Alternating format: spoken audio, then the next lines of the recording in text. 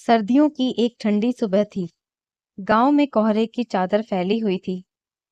सावरी हमेशा की तरह जल्दी उठी, चूल्हा जलाया, रघु के लिए नाश्ता बनाया और खेत में जाने से पहले उसका लंच बांध रही थी। रघु अभी आंगन में बैठा बीड़ी पी रहा था।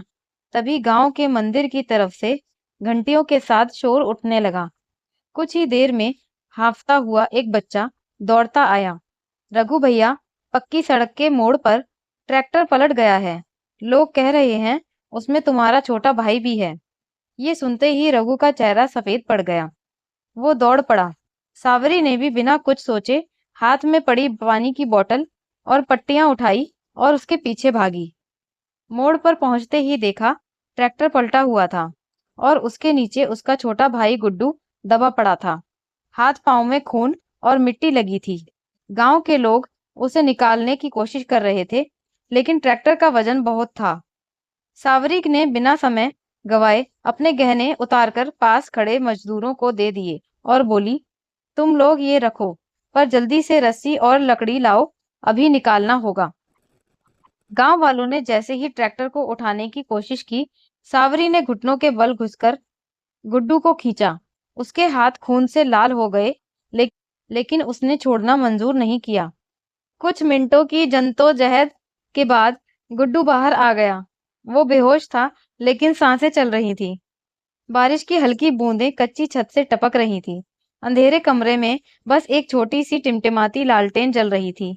कोने में फर्श पर बैठी सावरी अपनी सूजी हुई आंखें और कांपते हाथों से रोटियां बेल रही थी।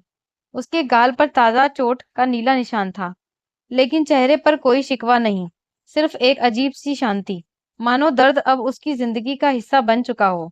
दरवाजे के पास उसका पति रघु बैठा था, पैर फैलाकर तिरछी नजर से उसे देख रहा था, लेकिन उस नजर में चाह नहीं थी, बस एक ठंडापन, जैसे ये औरत उसके लिए कोई मायने नहीं रखती। रोटियां सेकते सेकते सावरी की उंगलियां तवे से जल गईं। हल्की सी आह निकली और उसने तुरंत होठ भींच लिए ताकि उसकी आवाज कमरे की खामोशी को न तोड़े। रघु ने बस इतना कहा, जल भी गई तो क्या हुआ, खाना तो सही से बनाना। सावरी ने चुपचाप थाली में खाना सजाया और उसकी ओर बढ़ा दिया। रघु खाने बैठा, एक एक कौर निगलते हुए बोला, कम कम से कम खाना तो अच्छा बना ही लेती है तू, वरना तेरे जैसे रंग रूप वाली औरत से तो कोई पानी भी ना पूछे। ये शब्द सावरी के सीने में तीर की तरह चुभे, लेकिन उसने सिर्फ आंखें झुका ली।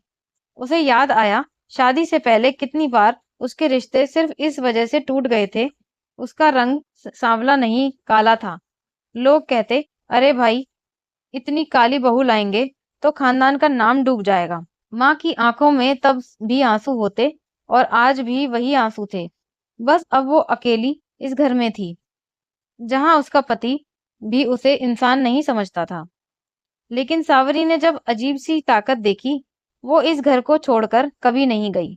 उसे लगता, ये घर मेरा है और एक दिन रघु को मेरी कीमत समझ आएगी। उस दिन सावरी सुबह से ही चुप थी। रघु के कपड़े धोकर, आंगन बुहाकर, चूल्हे पर दाल रखी और धीरे से आंगन में तुलसी को पानी देने लगी। उसके हाथ में मिट्टी लगी हुई थी, लेकिन मन कहीं और था। पिछली रात की मार की टीस अब भी बदन में थी। रघु दरवाजे के पास खड़ा बीड़ी पीते हुए अपने दोस्तों से बातें कर रहा था।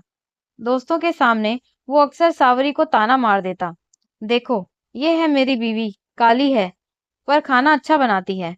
दोस्त हंसते और सावरी सिर झुका लेती। दोपहर को अचानक गांव के सरपंच का लड़का बदहवास सा दौड़ता आया, रघु, तेरे खेत में आग लग गई है। रघु घबराकर खेत की ओर भागा। सावरी भी बिना चप्पल पहने उसके पीछे पीछे दौड़ी। खेत में आधा गेहूं जल चुका था और आगे की लपटें आसमान को छू रही थी। रघु हताश होकर पानी में घड़े खींच रहा था, लेकिन हवा के थपेड़ों से आग और फैल रही थी।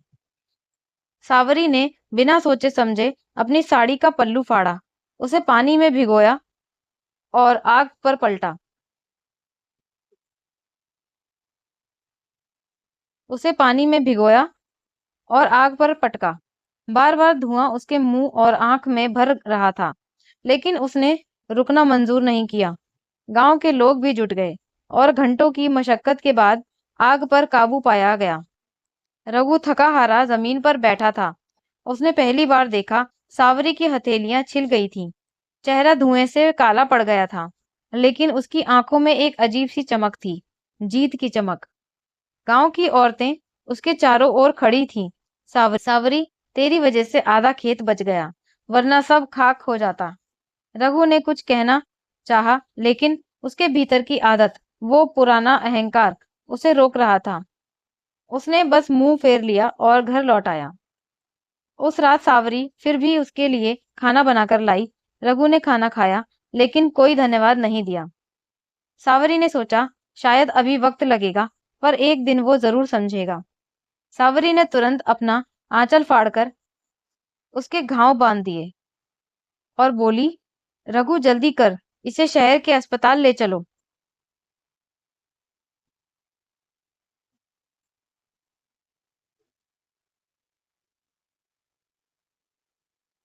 रघु पूरे रास्ते चुप रहा, बस सावरी को देखता रहा। कैसे वो ठंडी हवा में बिना कोट के गुड्डू के सिर को गोद में रखे बैठी थी। आंखों में आंसू बह रहे थे, लेकिन होठों पर दुआएं थीं। अस्पताल पहुंचकर डॉक्टर ने कहा, अगर 5 मिनट और देर हो जाती तो हम कुछ नहीं कर पाते। ये सुनते ही रघु के सीने में जैसे कुछ टूट गया। उसे याद आया वो औरत जिसे उसने सालों तक अपमानित किया, मारा, ताने मारे, वही आज उसकी सबसे बड़ी दौलत बन साबित हुई।